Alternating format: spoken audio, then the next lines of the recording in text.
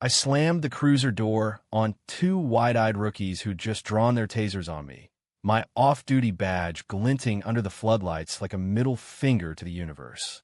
"Stand down, fellas. It's me, Deputy Harlan."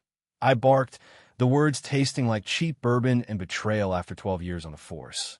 And there she was, Karen Hargrove, H.O., a tyrant extraordinaire, smirking from her manicured lawn like she'd just won the neighborhood bake-off, oblivious that her petty power trip was about to curdle into a nightmare. It started innocent enough, or as innocent as suburbia gets in this godforsaken slice of Phoenix sprawl. I just wrapped a brutal shift chasing down a meth-head carjacker in the valley heat, my nerves frayed like old boot leather. Needed to unwind, so I grabbed a folding chair, my old binoculars from the academy days, and posted up on my own damn porch for some informal night watch. Folks in our cul-de-sac had been griping about porch pirates snatching Amazon hauls like it was Black Friday every Tuesday. Packages vanishing faster than my ex-wife's alimony checks. Me? I figured a little vigilance couldn't hurt. Hell, it's America.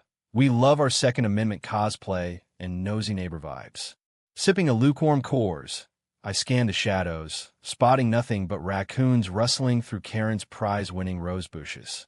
She lived next door, the self-appointed queen of the HOA board, always patrolling with her clipboard and that pinched face scowl that screamed, "I peaked in middle school." By 11 p.m., her floodlights flicked on like Judgment Day. I heard the hiss of her screen door, then her voice slicing the night. "Harlan Jenkins, what in God's name are you doing out here like some creepy peeping Tom? This is a family neighborhood." I chuckled, waving her off. "Just keeping an eye out, Karen. Heard about those thefts, thought I'd lend a hand." But oh, she wasn't having it. Her face twisted into that classic Karen contortion, eyes bulging, lips pursed like she'd sucked a lemon through a straw. "You're loitering, intimidating residents. I'll have you cited for disturbing the peace." Before I could explain it was my porch, she was already speed dialing 911, her free hand clutching her cross necklace like it was a shield against my threatening presence. I sat there, stunned, as sirens wailed closer. Who calls the cops on a guy in flip-flops, minding his own business? In broad midnight, no less.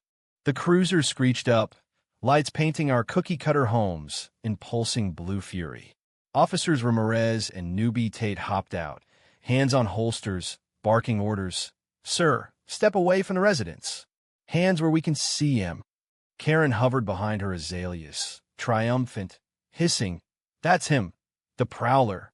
I told dispatch he's been stalking us for weeks." Stalking?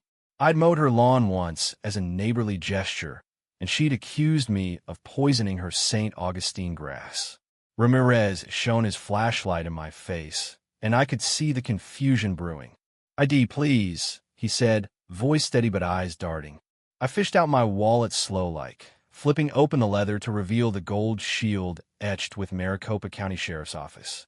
"Harlan Jenkins, Deputy. Badge number 4782. You boys want to explain why I'm getting SWAT treatment for birdwatching on my own property." The air went dead silent, save for the crickets mocking us all. Ramirez's jaw unhinged. Tate looked like he'd swallowed his gum. Karen's smirk evaporated faster than dew in July, her phone slipping from her manicured claws. "W8, you're police?" she stammered, color draining from her Botox-smooth cheeks. I leaned in, voice low and gravelly from too many depositions. "Off duty, ma'am. But next time you hit that panic button on a neighbor, maybe ask if he's packing heat or a badge. False reports? That's a misdemeanor, Karen. Could cost you fines, community service. Or worse, a board seat." The cops stifled laughs as they radioed it in, the dispatcher chuckling over the line. "Dispatch to Unit 7. Stand down, it's one of ours. And tell Hargrove her azaleas called. They want privacy."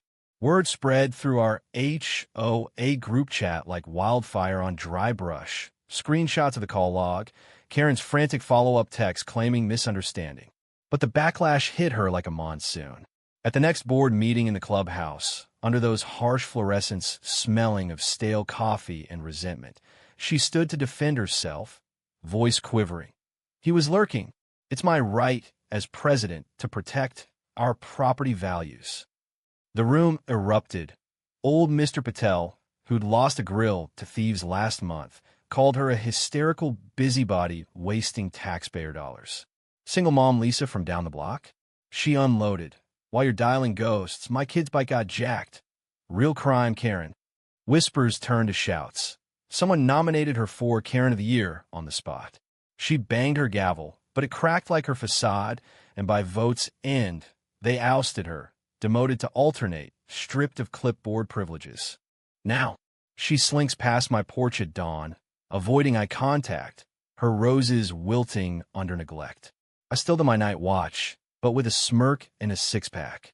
Suburbia is a battlefield, folks, and in America, the badge always trumps the busybody.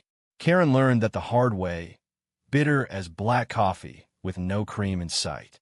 Serves her right.